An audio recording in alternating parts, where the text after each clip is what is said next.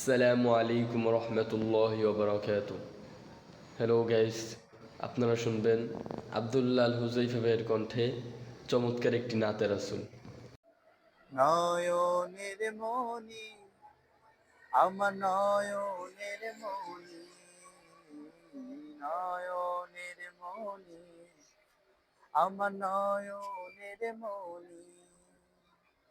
কুল্লালমের সেরা তুমি, কুল্লালমের সেরা তুমি, রহমের খনি, নয়নের মনি, আমার নয়নের মনি, নয়নের মনি, আমার নয়নের মনি। আর সে মুআল্লাতে যার নাম সৃষ্টির শুরু লেখা, প্রভুর কাছে চাওয়া খোয়াব দৃষ্টি সে নূর দেখা।